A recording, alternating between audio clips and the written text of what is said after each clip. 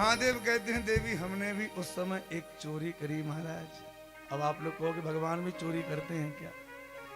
देखो जितने भी देवता हैं सब चोर हैं, ऐसा थोड़ी है। केवल हमारे भगवान वृंदावन बिहारी लाल का ही बदनाम क्यों करते हैं लोग?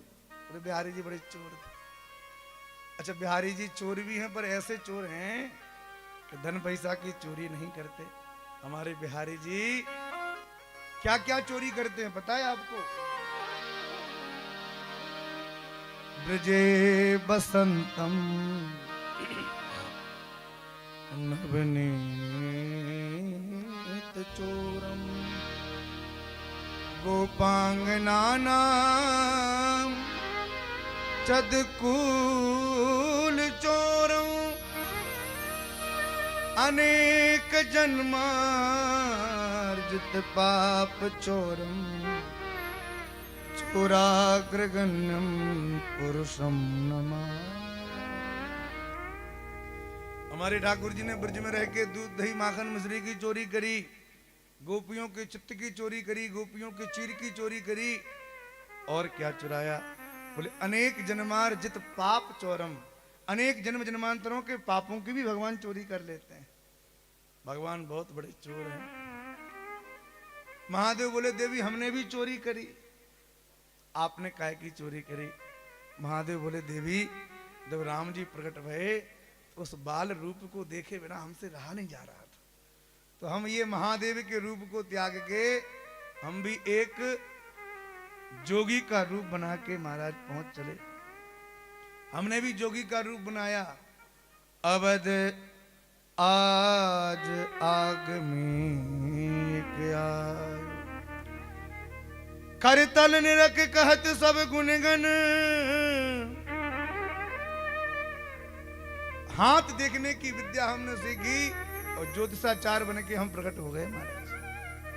भगवान से बोले देवी हम अकेले नहीं गए, हमारे साथ हमारा चेला भी गया। चेला कौन था? चेला थे कागभुसुंडी जी महाराज। भोलेनाथ ने कहा कि हम दोनों ने अपने अपने नाम परिवर्तन कर लिए, हम तो बूढ़े ब्राह्मण बन गए और चेला महाराज नौजवान हमारे साथ चलने लग गया। हमने नाम रखा शंकर दत्त पांडे और चेले ने नाम रखा भुसुंडी दत्त शर्मा। दोनों हम लोग चले और ज्योतिष की विद्या ऐसी है कि भैया चौराहे पे बैठ के भी किसी का हाथ देखो तो लोग भीड़ लगा लेते हैं। महाराज दशरथ के महल के चारों तरफ बैठ के हम सबके हाथ देखने लगे, लोगों की भीड़ इकट्ठी हो गई।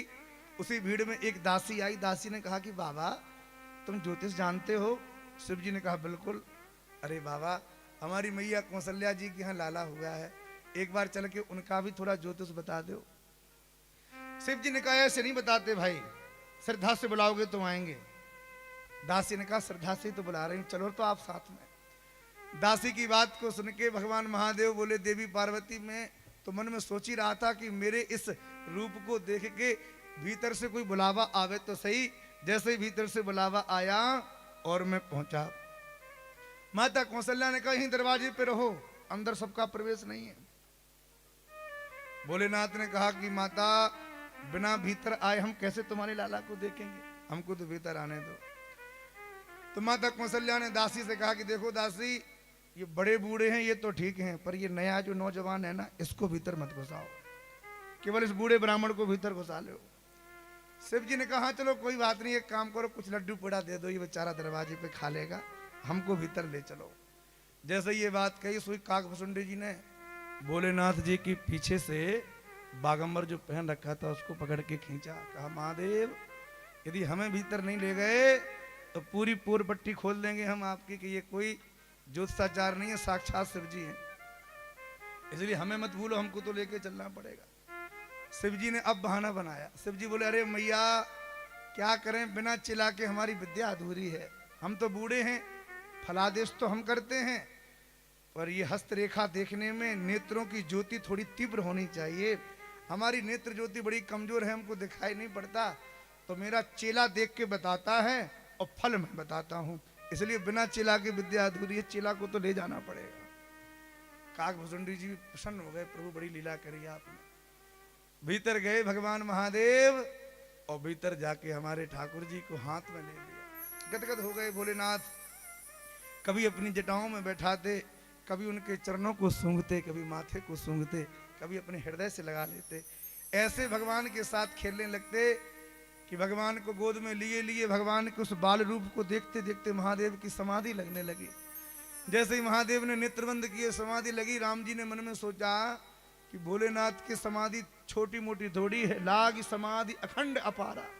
कहीं अयोध्या में बैठ के और महल में कहीं समाधि लग गई तो फिर इनकी समाधि कौन तोड़ेगा। तो हमारे ठाकुर जी ने अपने नन्हे नन्हे हाथों से किलकारी करते करते भोलेनाथ जी की जो जटा लटक रही थी ना, उस जटा को पकड़ के झटके से खींच दिया। बालक को जब गोद में लो ना तो वो कई बार हाथ पैर फटकारता है, कई बार तो माँ के गाल पे भी हाथ लग जाता है, कई बार पैर लग जाता है। भोलेनाथ की जैसी जटा पकड़ के भगवान ने खींची, भोलेनाथ की तुरंत समाधि खुली। भगवान ने मानो इशारा किया कि महादेव ये समाधि की जगह नहीं है, यहां तो दर्शन करके आप आनंद लो। काकभुसुंडी जी को भी भगवान को स्पर्श करने का सत सौभाग्य प्राप्त हुआ। महादेव ने कहा देवी पार्वती ये सौभाग्य हमको मिला अयोध्यापुरी में जाके दर्शन करने का। पार्वती जी ने कहा कि प्रभु आपको सौभाग्य तो मिला, पर आपको एक बात पता है क्या? वो जो दासी थी वो कौन थी पता है? भोलेनाथ बोले हमें नहीं पता। पार्वती जी बोली आपके भगवान के दर्शन की जो लालसा थी, उस व्याकुलता को मैं समझ गई थी कि आपको भीतर जाना है, इसलिए वो दासी कोई और नहीं, ये दासी ही दासी बन के आपके सामने आई थी। यदि मैं ना जाती तो आपको फिर दर्शन कैसे होता। भगवान महादेव गदगद हो गए महाराज। ऐसे सुंदर भगवान की बाल लीलाओं का आनंद ले रहे हैं।